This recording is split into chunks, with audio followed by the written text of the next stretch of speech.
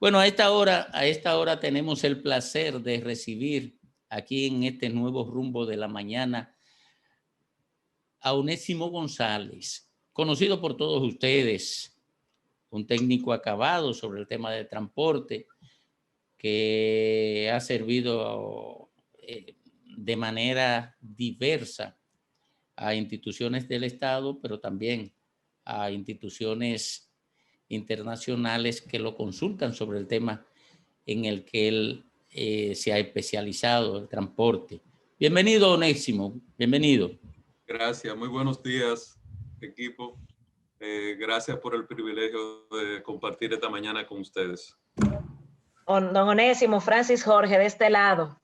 Queremos agradecerle su presencia porque con usted tenemos muchos temas que conversar. Primero, porque yo creo que cada vez más estamos desesperados con el tema del tránsito y estos tapones que uno dice, bueno, pero si ni siquiera estamos en clases virtuales y todavía siguen siendo, y a pesar del cambio de los polígonos, pero sobre todo quisiera empezar con una primera pregunta. Hemos visto cómo el director del Hospital Traumatológico, Ney Arias Lora, ha llamado la atención porque según el último reporte ya se está registrando 36.7 muertes por cada 100.000 habitantes, pero sobre todo han aumentado los accidentes por el toque de queda. ¿Nos puede orientar qué es lo que está pasando con este aumento de los accidentes de tránsito? Fíjate, la pandemia ha cambiado nuestra vida en el país y el tema de los congestionamientos, las restricciones de los toques de queda te someten a la población por el tema de a incrementar la velocidad, tratar de llegar a sus hogares, pero el problema de los accidentes, 36.7, realmente la cantidad de muertes por accidentes de tránsito es superior. Nosotros en el 2010, que fue el último estudio que nosotros realizamos, nos daba 41 muertes por cada 100.000 habitantes. El problema es que las muertes que se registran aquí, la mayoría tienen que ver, se registran de manera instantánea, no las muertes pasados los 30 días después del accidente. Realmente esta es una de las enfermedades más graves y le doy la gracia a ustedes como medio de comunicación porque esta es una conciencia que la gente solamente hace conciencia cuando toca a un ser querido, un amigo, un familiar, pero esta es una tragedia que nos impacta a todos. Ustedes no sabían, he tenido que trabajar el tema de la autopista Duarte. De aquí a Santiago, un promedio de 3 muertes por accidente de tránsito. Cuando tú a veces ves en los periódicos anuncios de préstamos de organismos internacionales, nosotros descubrimos en el Ministerio de Obras Públicas, donde el ministro me pidió ayudarlo por una relación de amistad de más de 30 años a desarrollar su gestión, un estudio donde se habían pagado 34 millones de pesos, es decir, 34 millones de pesos a una consultora española y una consultora nacional, y esos informes con propuestas concretas, por ejemplo, para convertir los 3 ejes viales en autopistas, cerrar esos cruces, particularmente en la autopista Duarte, nosotros tenemos 166 cruces ilegales, y convertir a la carretera Duarte en una verdadera autopista, pues esos estudios estaban almacenados ahí en Obra Pública sin que ningún funcionario le pusiera la mano o le diera utilidad a lo mismo, con propuestas de diseño, con soluciones, porque el tema de los accidentes de tránsito tú tienes que verlo en diferentes escenarios.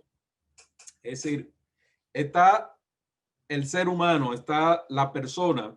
Nosotros tenemos una ley 6317 que muchas veces hemos conversado con ustedes respecto a la bondad de esta ley. El régimen de consecuencia de esa ley no ha podido aplicarse por el tema de la pandemia y el estado de emergencia. Ha sido imposible aplicar esta ley, pero cuando se establezcan o cuando se apliquen dentro de la ley el régimen de consecuencia, va a disminuir significativamente el tema de los accidentes de tránsito. Cuando se ejecuten las medidas de seguridad en nuestras calles, avenidas y carreteras del país, yo estoy como una política de Estado tiene que ser. Nosotros perdemos realmente el tema de la autopista Duarte, la solución amerita unos 200 millones de dólares. Igualmente para el este o para el sur. Nosotros llamamos el número, por ejemplo, lo consideramos una carnicería. Paya registra unos 8 muertes promedio por año y por donde quiera que tú pasas, aquí no se ha desarrollado una cultura. Es lo que yo he tratado de concienciar con el BEI, el Banco Europeo de Inversiones, o con el BID, desde el momento cero. Para estos organismos internacionales ellos le han puesto mucha atención al tema de la seguridad vial. Pero nosotros no tenemos auditores de seguridad vial en la República Dominicana. Nosotros estamos impulsando medidas para crear un acuerdo con una universidad y formar esos profesionales.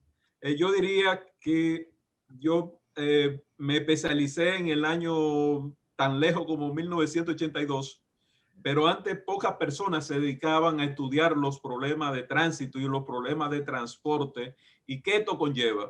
Así es, ingeniero, disculpe, lo conocemos de toda la vida, más de 3 décadas, vinculado al mundo del análisis y las propuestas interesantes sobre el transporte, tanto el público de pasajeros como el transporte general en la sociedad dominicana. Nos gustaría saber en este momento, en pleno siglo XXI, ingeniero Onésimo, ¿qué es lo que pasa? ¿Cuál es el problema que tiene en las principales ciudades de la República Dominicana, en la que además del tráfago vehicular, el sofoque, los embotellamientos, hay consecuencias como las que estamos hablando, accidentes de tránsito que generan un nivel extraordinario de muertes, incluso en sectores de la capital? Ahora se produce un accidente en cualquier esquina y usted ve que se registran números de muertos. Antes no existía eso. ¿Qué pasa?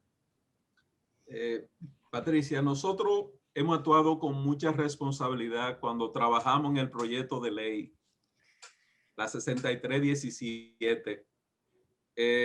Y ya llevo la conciencia porque tú puedes hacer cualquier cantidad de leyes para regular estos problemas, pero nosotros el problema del transporte público, tanto en Santo Domingo como Santiago, en la República Dominicana, es un problema social, es un problema ambiental y es un problema político. Nosotros hemos desarrollado la gente. ¿Qué ha pasado? Como el Estado no ha tenido la responsabilidad, se hizo un intento en el 1979 con don Antonio Guzmán. Nosotros trabajamos en aquella famosa ONATRATE para hacer la transformación del transporte en la ciudad de Santo Domingo, pero después eso se politizó, se ha tergiversado. ¿Cuál es el problema de nosotros? Nosotros tenemos más de 25,000 carros de concho en la ciudad de Santo Domingo. Nosotros no podemos resolver el problema del congestionamiento hasta que nosotros no transformemos esa flota de ese transporte indigno.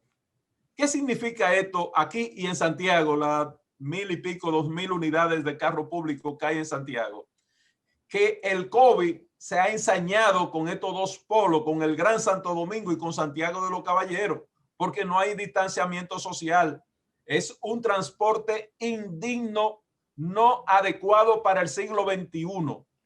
¿Qué nosotros propusimos dentro de la ley? Poner 2 pesos al galón de gasolina y de diésel para especializarlo, para comprar esta flota. Hay que adquirir esta flota, sacarla de circulación y devolverle a nuestra ciudad un sistema de transporte masivo, un sistema de transporte integrado, un sistema de transporte decente, humano.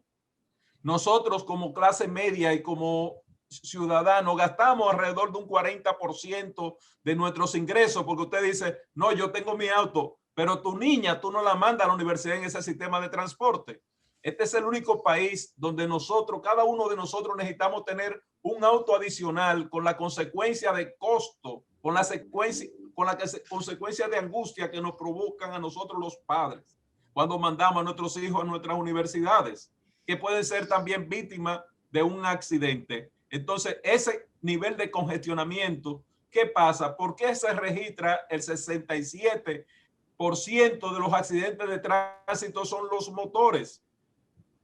Porque nosotros no hemos transformado ese sistema infrahumano. La gente es por escala. Si tú puedes tener un carrito de medio uso, tú compras un carrito de medio uso para garantizar tu movilidad. Es decir, lo que ha pasado es que las personas lo que han hecho es realmente resolver su problema de manera individual, cuando la solución tiene que ser de manera integral y de manera masiva. Ante la falta de recursos.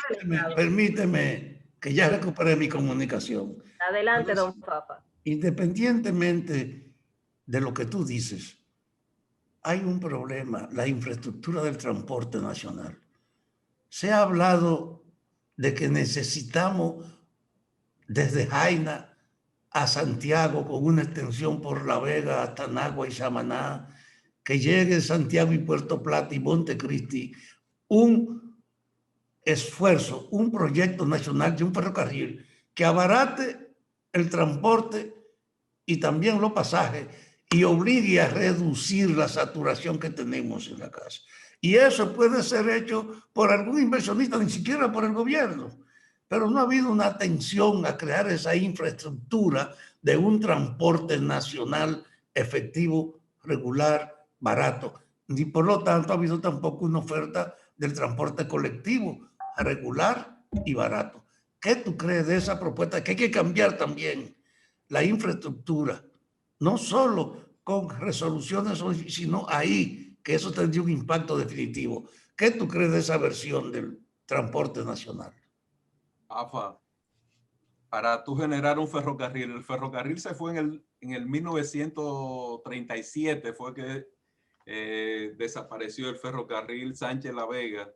El problema del transporte de ferrocarril, tú necesitas demanda y necesitas volúmenes de carga. Si nosotros tuviéramos el puerto de Manzanillo, que está presto a ser ampliado y como principal eje y un desarrollo con Haití, es decir, se venden muchas ideas ante la crisis y la falta de solución, pero hay que empezar por las cosas pequeñas. Es decir, yo necesito que los habitantes, los 300,000 habitantes que están ahora mismo presos, que necesitan gastar 3, 4 horas para salir o entrar a su comunidad, que es en Los Alcarrizos, se integren con un transporte masivo aquí al Distrito Nacional. Llámese metro, llámese monorriel, llámese como se llame. Pero yo necesito que el sistema de metro sea alimentado por un sistema de transporte por autobuses. Las ciudades de Centroamérica, tú vas a Ciudad de Guatemala o vas a Guayaquil o vas a Pereira, o por no hablarte del Transmillennium famoso de Bogotá, y se ha resuelto con sistemas con plataformas exclusivas para autobuses. En la Winston Churchill, si nosotros vamos a la isleta central, tú lo que tienes que coger la isleta, el lado adosado de la isleta, no en el centro de la isleta, sino el carril pegado a ambos lados, y especializarlo para poner un sistema de autobuses articulados, donde tú le pongas 25 kilómetros por hora. En la autopista Duarte, Fafa, antes de nosotros llegar a ese sistema que toma tiempo, necesita inversiones, pero ¿dónde está el dinero para hacer esas inversiones? ¿Dónde está el sector privado que va a poner en riesgo? Se necesita un estudio de factibilidad. En la autopista Duarte nosotros necesitamos devolverle a esa carretera la seguridad, porque además de las ocupaciones, hay 166 cruces ilegales abiertos. Necesitamos instalar 41 pasos peatonales y de motores para cruzar ese eje económico por donde transita el 67% de la economía del país. Es decir, necesitamos las cosas pequeñas. Si el país está perdiendo 1.300 millones de dólares al año causado por los accidentes de tránsito, si no hacemos conciencia del ejército de discapacitados, señores, hay familias que quedan esclavizados atendiendo a un hijo o a un padre que ha quedado inválido de por vida atendiéndolo. Hay que ir a los centros de rehabilitación, hay que ir a las emergencias de esos hospitales, Darío Contreras o el Ney Arias, para nosotros conocer cuál es la realidad que estamos viviendo en el día a día. Pero transitar ahora mismo la carretera Duarte es un alto riesgo por un tema de seguridad vial. Esa parte nosotros tenemos que enfrentarla primero, devolverle la seguridad, no solamente a la autopista Duarte, a la carretera Sánchez también y a la autopista al corredor del este que va hacia la zona turística más importante del país. Y esas son inversiones posibles de realizar. Y ese es mi norte con las humildes ideas que puedo aportar dentro del gobierno. Lo demás son mucha teoría. Uno consigue esos 34 millones que yo te hablo, de esos estudios bien realizados y bien ejecutados, son financiados por organismos internacionales. Pero los representantes de esos organismos internacionales no sabían que esos documentos estaban ahí. En el Ministerio de Obras Públicas nadie le gusta leer. ¿Qué impide, Onésimo? ¿Qué impide que el poder político acepte esa propuesta y la ejecute? Mira, ahora nosotros llegamos y estamos rehabilitando y estamos poniendo en práctica en la autopista, en el caso particular de la Duarte, y excúsame que trate ese tema, pero un tema de mucha actualidad.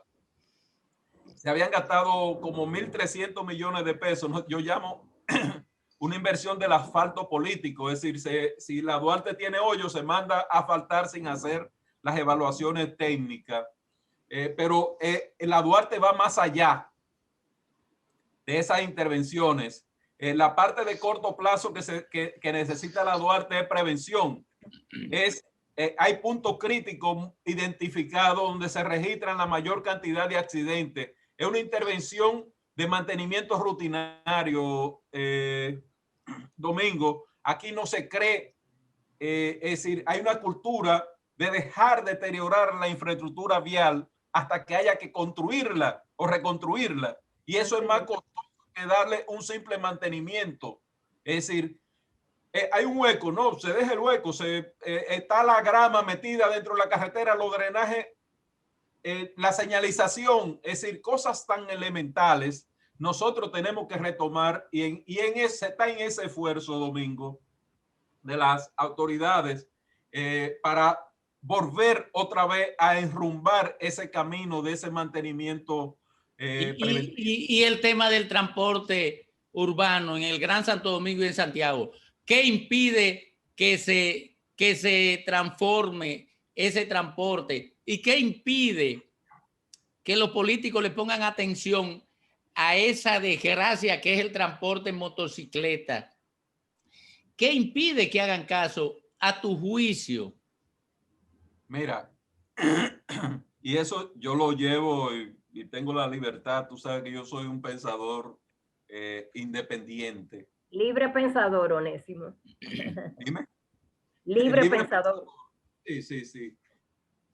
No, porque la gente cuando están en una cobija política tienen temor. Sí. Yo no tengo temor de nada. Siempre he sido muy independiente. La transformación del sistema, a pesar de todo eso, de los sueños que puedan vender, se vendió el metro. Tenemos dos ejes troncales, dos líneas estructuradas del metro. Muy bien. Ahora nosotros necesitamos hacer la parte complementaria respecto a los BRT en los ejes troncales o monorriel en algunas líneas. No todas las líneas pueden, porque son inversiones muy costosas y que toman mucho tiempo. Pero por donde hay que empezar, Domingo, es por la parte social, la parte política. Es decir, esos carros públicos, esos 25,000 carros públicos son 25,000 microempresas. A esa gente tú tienes que protegerla, tienes que transformarla. Nosotros cuando poníamos los 2 pesos en la ley 6317, que Obras Públicas cogió unos 50 para infraestructura, que eso no estaba determinado de esa manera. Ojalá se pueda reformar la ley, porque cuando tú vas en Estados Unidos, tú pagas 4.5 centavos de dólar cada vez que tú echas un galón de gasolina. Eso va para la mejora del transporte público. En Francia tú pagas 1.36 o 2.6 por la masa de trabajadores. Eso va para mejorar el sistema de transporte público, porque esa es la parte social, la parte humana. Cuando tú te levantas, lo primero que tú piensas es en tu movilización, tu desplazamiento. Y si tú no tienes un sistema, si el Estado no te puede garantizar un sistema seguro donde tú puedas ir cómodamente en un sistema integrado, pagando una tarifa única, pues la gente se va a desplazar como lo está haciendo ahora. El que puede se desplaza en un carro de concho, el otro pero para llegar al carro de concho paga 100 pesos, 75 pesos en un motoconcho. La cola de un motor.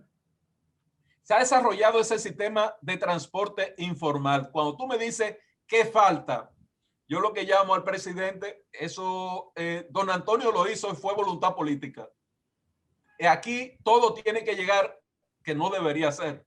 Deberían funcionar las instituciones, pero todo tiene que ponerlo el presidente que tiene que dar el ejemplo. Él estuvo en Santiago, se anunció el monorriel, pero el monorriel por sí solo no resuelve el problema. Nosotros tenemos que iniciar ahora en un sistema planificado de rutas integradas, levantar los choferes que están ahí y hacer un proceso de adquisición de esa chatarra, sacar esa basura.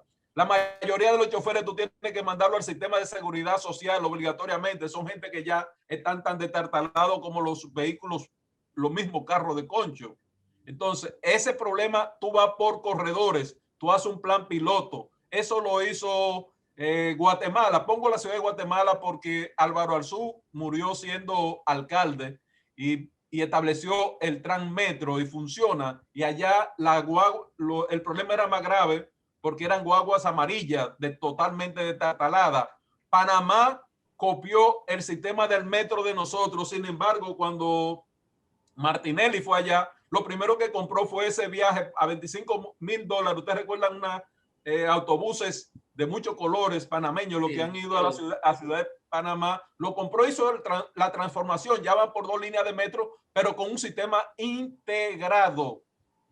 Entonces, esa parte es lo que yo llamo la atención, la voluntad política. La voluntad política tiene que poner el presidente de la República, que desgraciadamente ante la falta de institucionalidad, ahora hay un Intran, hay varias instituciones, pero ante esa dispersión que había en el sector transporte, siempre ha estado concentrada en los presidentes de la República. El metro es una realidad porque el presidente Fernández se dispuso a construir la línea del metro. Bien, con todo y oposición. Ingeniero Onésimo González, qué grato hablar con usted. Siempre una voz muy autorizada en materia de transporte y tránsito terrestre de la República Dominicana. Más de 3 décadas trabajando e innovando para que tengamos un mejor transporte. Éxito en sus proyectos y ojalá que toda esa cartera de propuestas que usted ha estado haciendo puedan materializarse prontamente. Muchísimas gracias, ingeniero. Que Dios le bendiga y cuídense mucho. Un placer de verte nuevamente. Tenía muchos siglos, muchos años. Así es. Amén. Un abrazo. Señores, seguimos aquí en este rumbo, el rumbo de la mañana. Isidro.